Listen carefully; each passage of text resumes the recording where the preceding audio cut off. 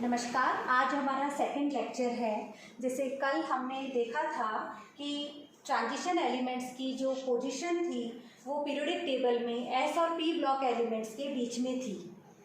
इसके बाद में हमने देखा था कि transition element D block elements को हम ट्रांजिशन एलिमेंट्स भी कहते हैं।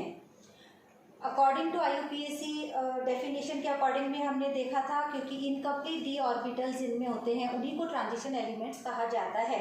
जिन कैडमियम और मरकरी ट्रांजिशन एलिमेंट्स के सीरीज़ में नहीं आते वो उसे हम डी ब्लॉक एलिमेंट्स कहते हैं, क्योंकि वो उसमें कम्प्लीटली फील्ड डी ऑर्बिटल्स होते हैं। फिर हमने देखा था कि ट्रांजिशन एलिमेंट्स में 4 सीरीज होती हैं, 3D series, 4D series, 5D series. And next जो टॉपिक है आज हम शुरू करते हैं, इनमें characteristic properties of D block elements. First इसमें आता है कि what is electronic configuration.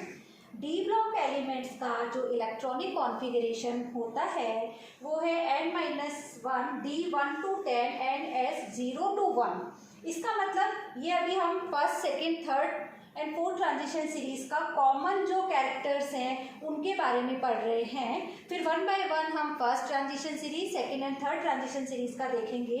Now the common electronic configuration of D block element is n-1 D1 to 10 and S0 to 1।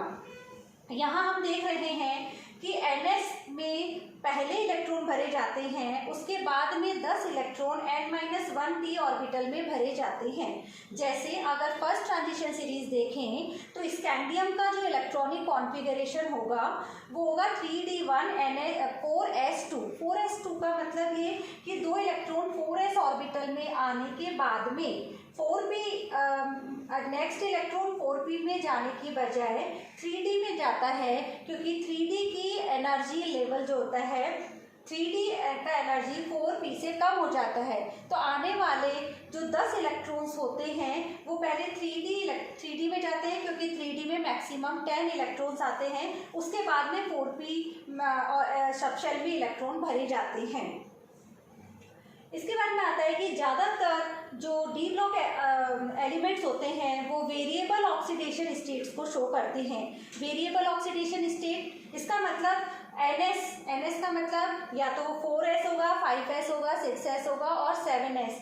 उनमें 0 से 0, 1, 2 इलेक्ट्रॉन्स होते हैं। तो अगर हम ऑक्सीडेशन स्टेट देखें तो पहले जो इलेक्ट्रॉन जाएगा वो NS ऑर्बिटल से जाएगा, और उसके बाद में जो इलेक्ट्रॉन जाते हैं, क्योंकि इनमें 1 से 10 तक इलेक्ट्रॉन भरे जाते हैं, तो middle of transition series middle जो एटम्स होते हैं उनमें मैक्सिमम ऑक्सीडेशन स्टेट्स पाई जाती है, क्योंकि इनमें अनपेयर इलेक्ट्रॉन्स की संख्या ज़्यादा होती है। इसीलिए इनमें कोऑर्डिनेशन जो कंपाउंड्स बनते हैं वो भी ज़्यादातर डी ऑर्बिटल्स के द्वारा या ट्रांजिशन एलिमेंट्स के द्वारा ही बनाए जाते हैं। डी ब्लॉक एलिमेंट्स में कॉम्प्लेक्स बनाने की जो टेंडेंसी होती है वो सबसे ज़्यादा होती है, क्योंकि उनका साइज छोटा होता है और उनमें हाई पॉजिटिव चार्ज डेंसिटी होती है।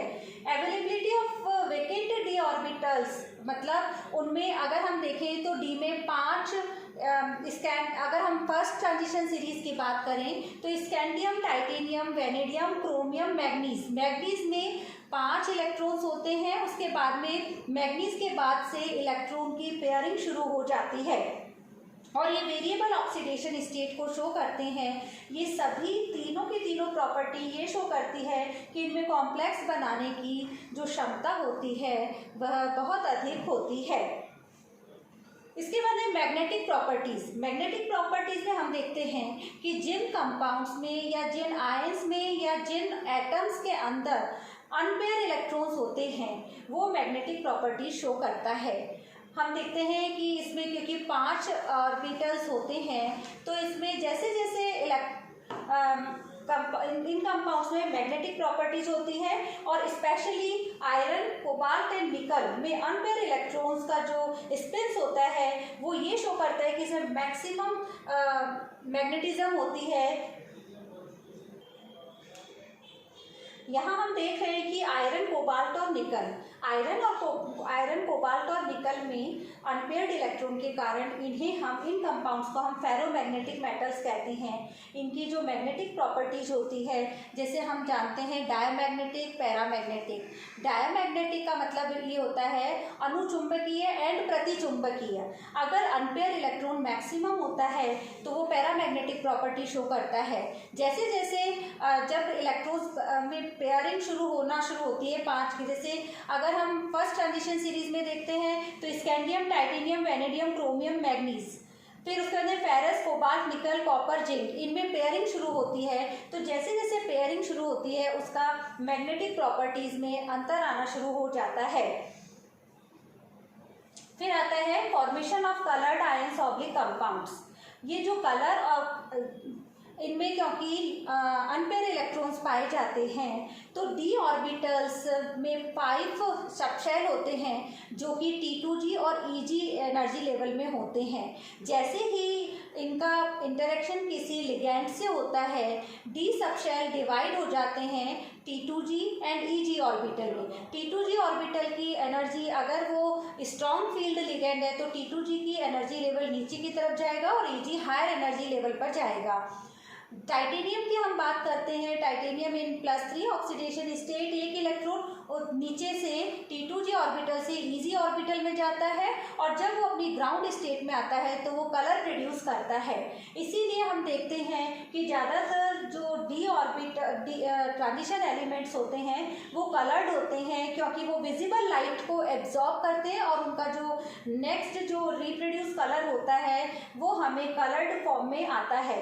इसका कारण है कि इसमें इनकम्प्लीट डी सबशेल पाए जाते हैं और इनके ग्रुप के चारों ओर स्ट्रॉन्ग फील्ड लिगेंड है या वीक फील्ड लिगेंड है, वो इस पर डिपेंड करता है कि उसमें किस प्रकार से कलर प्रोड्यूस होने की टेंडेंसी होती है। जिनमें कंप्लीट डी मतलब अनपेयर इलेक्ट्रॉन नहीं पाए जाते वो कलरलेस होते हैं, उनमें कलर प्रोड्यूस करने की क्षमता नहीं होती।